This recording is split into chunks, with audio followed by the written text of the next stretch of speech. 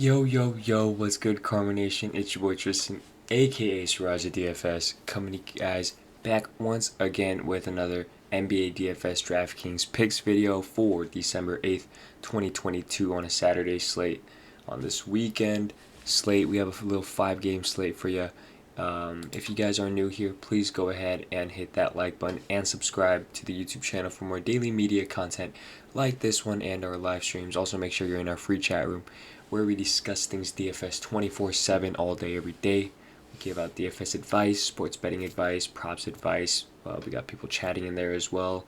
So go ahead and join if you're interested, and we'd love to have you. So link is down in the description below. And with that being said, let's go ahead and get to it. 5-game slates. Try to get through this as quick as possible for you guys, while also being as thorough as possible. So let's go ahead and get to it. Milwaukee at Charlotte, first game on the slate. Milwaukee's on a back-to-back after beating Brooklyn in Brooklyn last game, yesterday, with a bunch of people out. Drew Holiday out, Brook Lopez, Pat Connaughton, Grayson Allen, Dante DiVincenzo, George Hill. I'm fully expecting them all to be out here again today, which means Giannis, Bobby, Nora, Middleton, all great plays for tomorrow. Let's see how Wes Matthews did tonight. 24.8 at 3.4K. That's very good. It's going to be another fast-paced game. It's going to be an easier game for him, so I wouldn't be surprised if they ended up somehow blowing Charlotte out, because that's what everyone's doing now, I guess. Charlotte's just getting pooped on as of late, but this is a perfect get-right spot for Charlotte. They're at home. Milwaukee's on a back-to-back. This is a perfect spot for them. So, damn, are they actually favored here? As you can see, I guess they're favored here in the SaberSim optimizer. So, that's interesting. It's definitely interesting. With that being said, those 4 guys that I talked about, Giannis, Middleton, Bobby, Nora, all great plays. Wes Matthews, definitely a punt for GPPs. Moving on, we got the Charlotte Hornets. I believe no one's out. Yeah, Vernon Carey doesn't really crack rotation in the first place, so everyone's back to full health. Everyone's back from COVID, which definitely means that some of these guys are now unplayable, because everyone's full strength. The usage is basically back to where it was before. With that being said, LaMelo Ball always has a chance to go for 50. No Drew Holiday, which makes it even more likely that he just doesn't get shut down. I love Miles Bridges at this price, 7.3K. I think he's very cheap, but it's going to be a tough matchup, obviously, because there are a bunch of long dudes over on the Milwaukee side. So it's a GBP play strictly for me. Rozier, he's not so bad. Milwaukee does give one of the most threes to opposing teams in the game right now.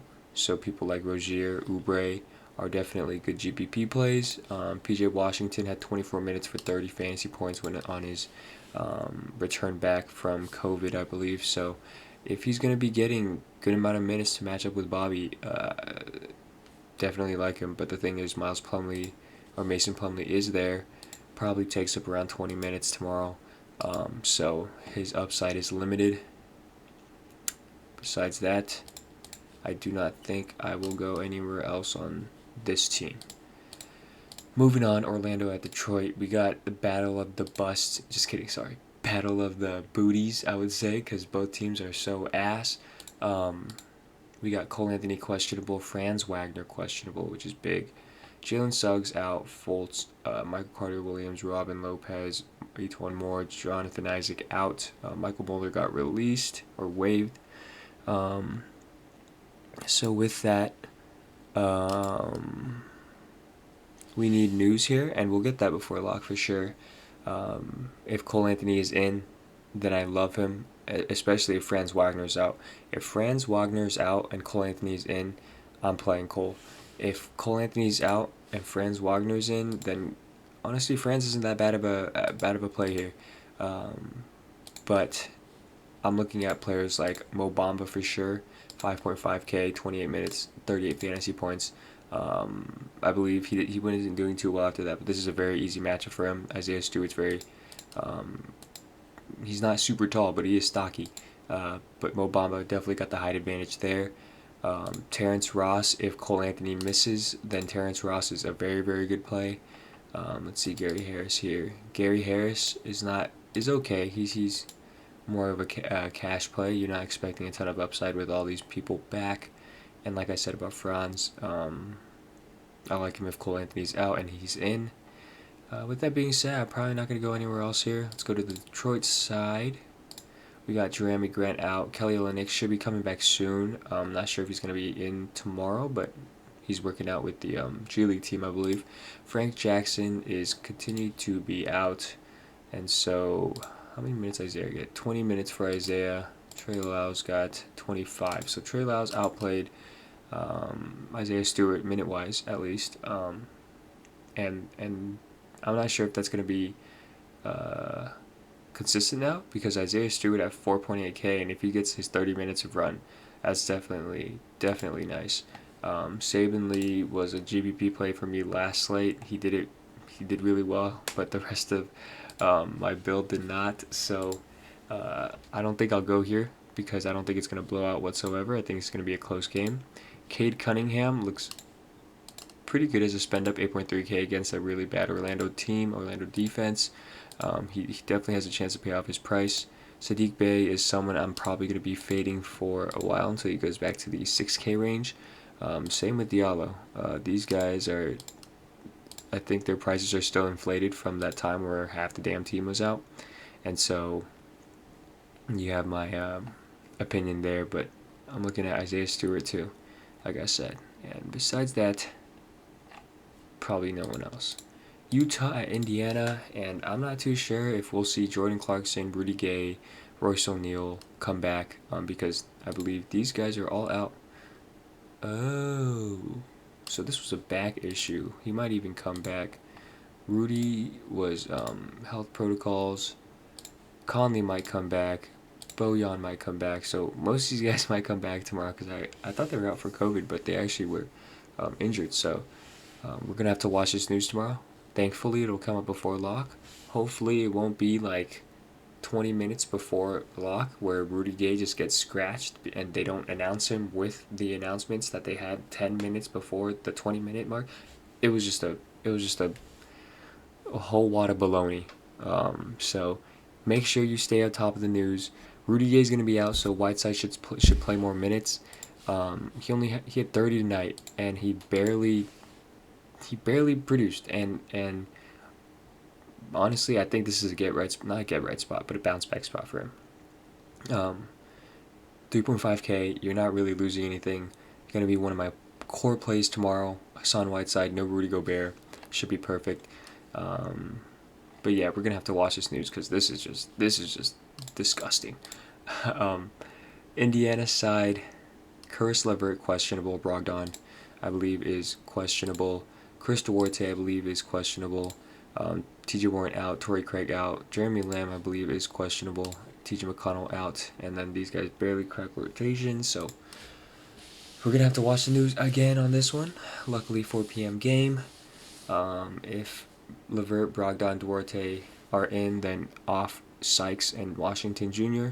Lance Stevenson had one of the biggest games of his post NBA career, even though he's back in the NBA. Crazy. 20 points in 6 minutes, which is absolutely nuts if you think about it, because you don't even see the great players do that. I guess every once in a while you get a Klay Thompson bomb, or a KD bomb, or Steph bomb, but this is Lance Stevenson, bros. So that was nuts.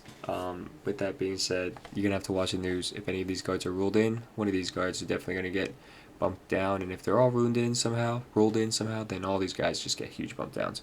So watch the news. We will update you in the Discord. New York at Boston. I believe this is a rematch of the last game. But they were in the Garden. Now they're in the... Is it still called the TD Garden? Anyways, they're at Boston's home turf now instead of the New York Knicks. So that's going to be interesting. On the New York side, D Rose out, Kemba Walker out, Fournier I believe is questionable. Nerlens Noel I believe is questionable as well. With that being said, if Fournier is in again, obviously you're going to have some exposure to him just because He kills Boston on a regular basis. It's consistent. They're definitely going to need his scoring because they would not have won that game without him, this last game without him. And it's basically the same scenario. Obviously, Boston's going to come back with vengeance. They're going to come back playing harder. They're going to be at home. So if this game does blow out, I wouldn't even be surprised. But I do believe it's going to be a pretty competitive game. Fournier should be definitely in your player pools just because of his outburst. RJ Barrett's not bad of a cash play. Julius Randle, I believe, is just so pricey at 10.1. Probably not going to go there. Alec Burks is okay as a cash play as well. Quickly is okay as a GPP play. And Mitchell Robinson, I hate you. I played Mitch over Herb, and I paid the price definitely, but last slate. So that's probably why that you hear me say that. But moving on to the Boston side. We have Peyton Pritchard out, and I believe that's the only injury that's not noticeable. The only injury that's apparent and matters to the rotation. So this kind of sucks because everyone's basically full strength, or everyone's basically back. So no one really gets bumps here. We saw Robert Williams put up some absurd. What did he have? 7 blocks, 2 steals. So if you were on FanDuel and you had him, definitely went crazy nuts for you. I don't think that he's going to replicate that, but if you think so, go ahead, be my guest and play him. I'm going to be off him. I'm off Horford. I'm off Smart. Smart, it's okay as cash, but he's like, I probably wouldn't go there as of now. Schroeder had a great shooting game. I don't think it's going to be replicable, so I'm probably going to be off him, maybe in GBPs. Besides that, I mean, Tatum and Brown, I would only choose one of these guys, and as of now, I don't have a certain touch to which one I'd play, but I would only pick one. So it honestly might be Tatum just because he matches up better against this New York team with his long lengthiness and ability to shoot the mid-range game. Yeah, I'm probably going to go Tatum here now that I think about it. But this might change, of course. So if you're in the Discord chat, I'll let you know. But, yeah, I mean, that's all there is really to say about that game. Last game on the slate, Miami at Phoenix. We have Jimmy Butler as questionable. Bam out. Gabe Vincent out. Victor Oladipo out. Okpala, Chalmers, Stauskas, Morris, Garrett, Haslam all out. Kyle Lowry, you chalked my night the other night by tossing the ball towards the ref. Obviously, it wasn't your fault, but you got thrown out, and I didn't have as big of a night as I could have because of you. You had 25 in the first half. It was beautiful, and then all of a sudden, bam, you were gone. So I don't think this is a get-right spot bet for him here because Phoenix is a tough matchup. They're going to be at home. I do believe most of them coming back, too, yeah. So it's going to be tough. If Jimmy's in, not touching any of these guys, to be completely honest. If Jimmy's out, I do have interest in someone like Max Strus. Duncan Robinson might see some more minutes. PJ Tucker, definitely going to be worth his minutes. And, he loves playing against Phoenix. Besides that, I don't know if I like anyone else. I mean, Yurtseven is okay. Tough matchup against Ayton. Tyler Hero, you suck.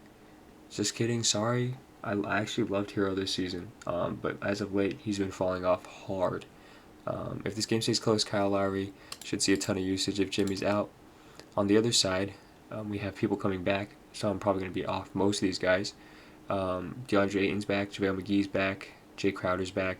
So bump down to Jalen Smith, bump down to Biyombo, bump down to Cam Johnson, McCall Bridges, and of course the guys in Booker and Chris Paul because they're not going to be chucking up shots a ton. I think this actually helps Chris Paul more that everyone's back, more people to pass to.